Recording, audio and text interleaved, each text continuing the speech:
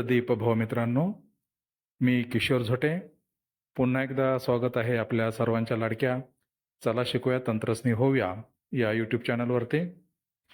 काल अर्थात 8 जुलै 2025 रोजी स्टुडंट पोर्टल संदर्भात एक अपडेट आलेली आहे आणि तीच अपडेट काय आहे हे आपण या छोट्याशा व्हिडिओमध्ये जाणून घेऊयात. तर आपल्या लाडक्या क्रोम ब्राउझरकडे वळूयात आणि तिथे टाईप करूयात student portal. Student portal type केल्यानंतर जी पहिली लिंक येईल त्याला आपल्याला क्लिक करायचं आहे. इथे क्लिक केल्यानंतर या पद्धतीने आपल्याला मेसेज शो होतोय, हायलाईट होतोय बघा पिवळ्या रंगामध्ये. त्याला जर थांबवायचं असेल तर त्या पिवळ्या रंगावरती आपण क्लिक करूयात. तो मेसेज हायपर मेसेज जो आहे तो थांबलेला आहे. इथे बघा शाळासाठी नवीन सूचना नंबर 1, शैक्षणिक वर्ष 2025 साठी सरळ plus UDAS plus integrated portal उपलब्ध करून देण्यात आलेले आहे, याची नोंद घ्यावी. नंबर 2, शैक्षणिक वर्ष 24-25 पर्यंतचा स्टुडंट पोर्टलवरील माहिती पाहण्यासाठी डावीकडील ओल्ड स्टुडंट पोर्टल या लिंकवर क्लिक करावे. या 2 सूचना आपल्यासाठी आहेत. एक म्हणजे UDAS प्लस आणि सरळ यांचं एकत्रीकरण झालेलं आहे. आणि जर या आधीचा डाटा आपल्याला बघायचा असेल शैक्षणिक वर्ष 2024-25 पर्यंत, तर ओल्ड साईडवरती जाऊन आपल्याला जुनी जी साईड आहे त्याच्यावरती डाव्या हाताला त्यांनी दिलेली आहे, त्या साईडवरती जाऊन आपण ती माहिती पाहू शकतो. याला आपण क्लोज करूयात. त्यानंतर बघा आता इथे आपलं मोबाईल व्हर्जन असल्यामुळे आपल्याला सगळ्यात वर दिसते बघा निळ्या याच्यामध्ये click here for old student portal up to 2024-2025 पर्यंत. त्याला जर आपण क्लिक केलं तर आपण जे आहे ते जुन्या आपल्या साईडवरती जाऊ शकतो तिथे क्लिक करून. आता त्यानंतर स्टुडंट पोर्टल याला जर आपण स्क्रॉल केलं तर आपल्याला इथं खाली दिसते बघा log in here for academic year 2025-26 आणि इथं आपल्याला युजर नेम, पासवर्ड आणि कॅप्चा टाकून लॉग इन व्हायचं आहे. लॉग इनवरती क्लिक केल्यानंतर पुन्हा आपल्याला पॉपअप मेसेज येईल, तोच त्याला क्लोज करायचा आहे. इथे पुन्हा आता आपल्याला पासवर्ड रिसेटचा आलेला आहे, कारण आता आपल्याला इथे नवीन पोर्टलवरती लॉग इन व्हायचं आहे. हा पासवर्ड कसा रिसेट करायचा याबद्दलचा व्हिडिओ याआधी बनवलेला आहेच. त्याची लिंक या व्हिडिओच्या डिस्क्रिप्शनमध्ये दिलेलीच आहे. याच्या बाजूला आपला UDAS जो आहे त्याच्या पुढील जी चौकट आहे तिथे आपल्याला आपला सेव्ह असलेला पासवर्ड किंवा आपल्याला माहीत असलेला आधीचा पासवर्ड टाकायचा आहे. त्यानंतर न्यू पासवर्ड आणि त्याच्यापुढे कन्फर्म पासवर्ड करून आपल्याला चेंज पासवर्ड यावरती क्लिक करायचं आहे. जर आपल्याला पासवर्ड जुना आठवत नसेल तर आपल्या माननीय केंद्रप्रमुख यांच्या लॉग इनवरून आपल्याला तो रिसेट करून घ्यावा लागेल.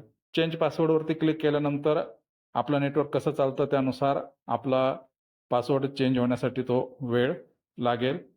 ते झाल्यानंतर पासवर्ड अपडेट सक्सेसफुली असा आपल्याला मेसेज येईल, त्याला आपल्याला ओके करायचं आहे. न्यू पासवर्ड अपडेट केल्यानंतर आपल्याला पुन्हा लॉग इन व्हायचं आहे 2025-26 या अकॅडमिक इयरसाठी.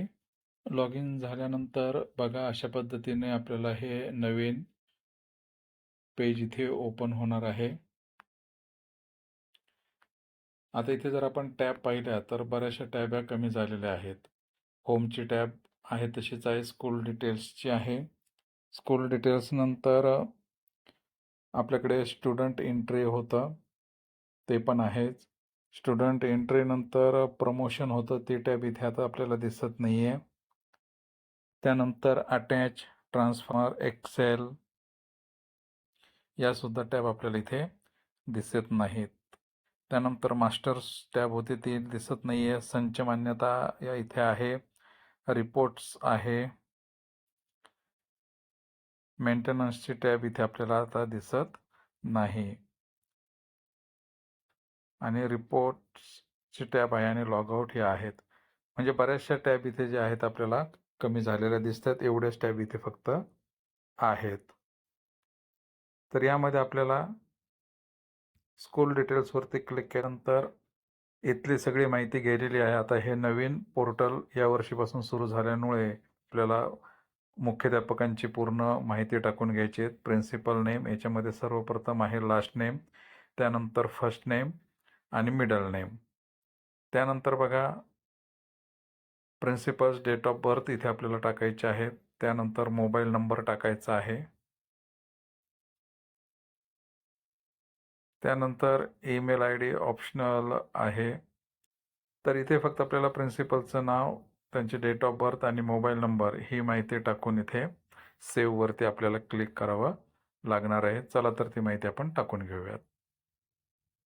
माहिती भरून झाल्यावर आपल्याला सेव्ह या बटनावरती क्लिक करायचं आहे. सेव्ह या बटनावरती क्लिक केल्यानंतर आपल्याला असा पॉपअप मेसेज येईल, डाटा अपडेट सक्सेसफुल. याच्यावरती ओकेवरती आपल्याला क्लिक करायचं आहे. इथे आपली माहिती भरून झालेली आहे. त्यानंतर इथे आपण स्टुडंट एंट्रीला क्लिक करून बघूया. स्टुडंट डिटेल्समध्ये क्लिक करूयात. इथे पॉपअप विंडो येईल, अकॅडमिक इयर सिलेक्ट करा म्हणून, त्याला आपण ओके करूयात. इथे बघा अकॅडमिक इयरला क्लिक करूया, 25-26 येत आहे. आता इथे स्टँडर्ड आपण समजा पहिले घेऊया, डिव्हिजन घेऊया आणि गो या बटनावरती क्लिक करूयात. इथे आपल्याला सध्या कुठलाही रेकॉर्ड दिसत नाही, कारण UDISवरती आपण सध्या काम करत आहोत. किंवा इयत्ता आपण बदलून बघूयात. बघा इथे आपण दुसरीचा वर्ग सिलेक्ट केला तर इथे आपल्याला विद्यार्थी दिसत आहे आणि हे विद्यार्थी UDISवरून घेण्यात आलेले आहेत. त्याच्यासाठी की बघा इथे आपल्याला खाली विद्यार्थीची यादी आली, तिथे इथं आपल्याला जनरल रजिस्टर नंबर आहे आणि दुसरा आहे पेन आय डी. हा पेन आय डी इथे आपल्याला दिसत आहे, जो आपला UDISवरती होता. त्यानंतर स्टुडंट नेम आहे, जेंडर आहे, डेट ऑफ बर्थ आहे, कॅटेगरी आहे, कास्ट आहे, आधार स्टेटस आहे, व्ह्यू स्टुडंट डाटा हे सुद्धा आहे. तर अशा पद्धतीने स्टुडंट पोर्टल हे आपल्यासमोर नव्या रूपामध्ये आलेलं आहे. तर सध्या आपण एवढीच माहिती घेऊयात. पुढचे जे अपडेट आहेत, व्हिडिओ खूप मोठा होईल, त्यामुळे आपण बाकीचे जे अपडेट आहेत ते जसे येतील त्या पद्धतीने आपण पुढील व्हिडिओमध्ये पाहूयात. आता आपण पुन्हा click here for all student portal up to 2024-25 यावरती क्लिक करून बघूयात. इथे क्लिक केल्यानंतर पहिल्यासारखंच आपल्याला पॉपअप मेसेज येतो, याला क्लोज करून घेऊयात. इथे लॉग इन करून घेऊयात. इथे बघा लॉग इन झाल्यानंतर हे जुनं पोर्टल आपल्याला दिसत आहे. हे जर आपल्याला टॅब दिसत नसेल तर ते टॅब कसे बघायचे याबद्दलचा तो व्हिडिओ आहे, त्याची लिंकसुद्धा डिस्क्रिप्शनमध्ये दिलेली आहे. तर म्हणजे मागच्या एक शैक्षणिक वर्षापर्यंत सगळी माहिती आपण या जुन्या पोर्टलवरती जाऊन बघू शकतो. इथं आपल्याला त्या सगळ्या टॅब्स इथे उपलब्ध आहेत. तर या व्हिडिओमध्ये एवढंच. भेटूयात पुन्हा नवीन व्हिडिओमध्ये. तोपर्यंत जय तंत्रज्ञान.